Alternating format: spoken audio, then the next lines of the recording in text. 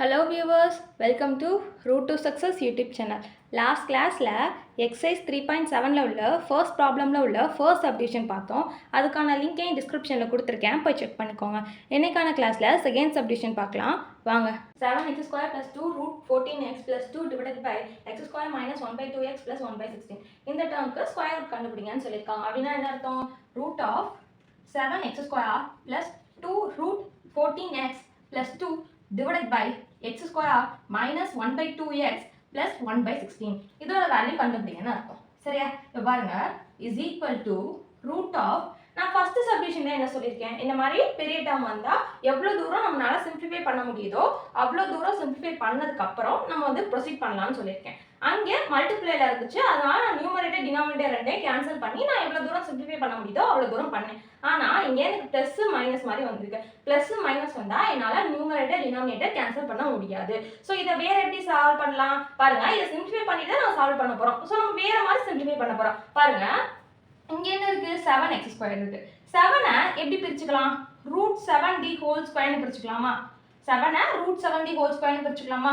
பக்கத்தில் என்ன இருக்கு, எக்ஸ் ஸ்கொயர் இருக்கு. எனக்கு ரூட் 7 த ஹோல் ஸ்கொயரோட பவரும் 2 தான், இதோட பவரும் 2 தான். அதனால நான் என்ன பண்ணிக்க போறேன்னா ரூட் 7xd ஹோல் ஸ்கொயர்னு எழுதிக்கலாம். கரெக்டா? அதாவது 7x ஸ்கொயர்டா ரூட் 7 ஸ்கொயர்ட் இன்டு x ஸ்கொயர்னு எழுதிக்கலாம். இதை ரூட் 7xd ஹோல் ஸ்கொயர்னு எழுதிக்கலாம். அப்ப நான் 7x ஸ்கொயருக்கு பதிலா டைரக்டா நான் ரூட் 7xd ஹோல் ஸ்கொயர்னு எழுதிக்கலாமா?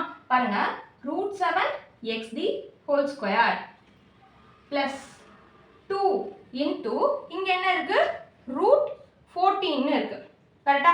இந்த ரூட் 14 நம்ம எப்படி எழுதிக்கலாம், ரூட் ஆஃப் 7 இன்டு 2ன்னு எழுதிக்கலாம். ஏன்னா 7 to 7 14, அந்த 14 நான் 7 to 7 சொல்லி பிரிச்சு எழுதிக்கிறேன். இப்போ இதை எப்படி எழுதிக்கலாம், இந்த ரூட்டை தனித்தனியா எழுதிக்கலாமா?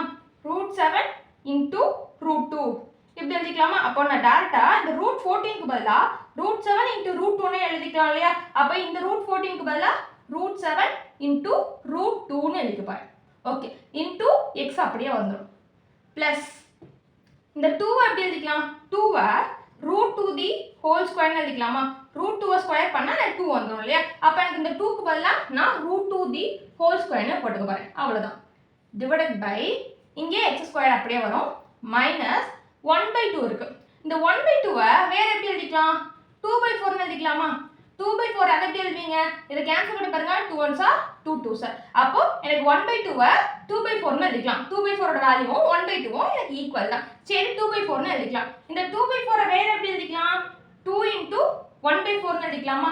அப்போ 1/2 2/4ன்னு எழுதிக்கலாம். 2/4 2 இன்டு 1/4ன்னு எழுதிக்கலாம். அப்போ நான் டைரக்டா அந்த 1/2க்கு பதிலா 2 இன்டு 1/4ன்னு எழுதிக்கலாம் இல்லையா? மைனஸ் 1/2க்கு பதிலா 2 இன்டு 1/4ன்னு எழுதிக்கலாம். 2 இன்டு 1/4 இன்டு எக்ஸ் பிளஸ் இங்க என்ன இருக்கு, 1/16 இருக்கு.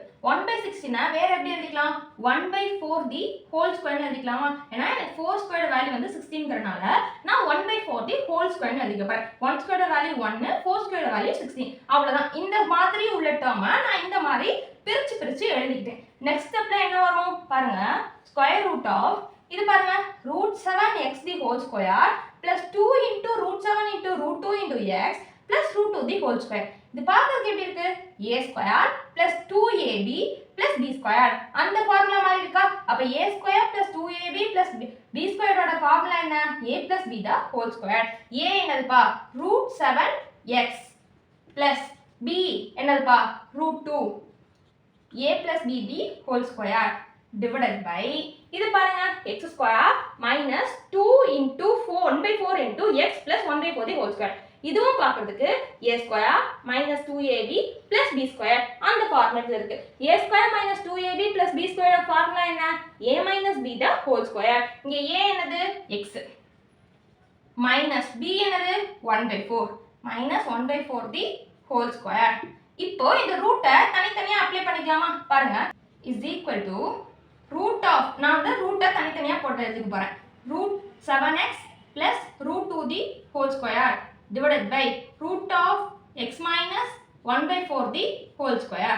இப்போ என்ன அர்த்தம், இந்த ரூட்டும் இந்த ஸ்கொயரும் கேன்சல் ஆயிடும், இந்த ரூட்டும் இந்த ஸ்கொயரும் கேன்சல் ஆயிடும். அப்போ நமக்கு வேல்யூ என்ன வரும், root 7x plus root 2 divided by x minus 1/4 மறந்துடாம மாடுலஸ் போடணும். அது எப்படிப்பா, நீங்க வந்து வேரியபிளுக்கு மட்டும்தானே மாடுலஸ் போட சொல்லியிருக்கீங்க அப்படின்னா இதுக்கு நடுவுல வேரியபிள் வந்துருக்கு சரியா. √7x உங்கையில இந்த x வந்து இது கூட மல்டிப்ளைல இருக்கு. அப்ப இந்த வேல்யூ என்ன வருதோ அந்த வேல்யூவோட தான் இதை நீங்க ஆட் பண்ண போறீங்க. அப்போ உங்களுக்கு மைனஸ் வரதுக்கும் சான்ஸ் இருக்கு. அதே மாதிரி தான் டினாமினேட்டரும். அதனால நான் வந்து ஹோலாவே மாடுலஸ் போட்டுக்கிறேன். அவ்வளோதான் இந்த ப்ராப்ளம். இந்த ப்ராப்ளம் எப்படி போட்டேன்னு புரிஞ்சுதா?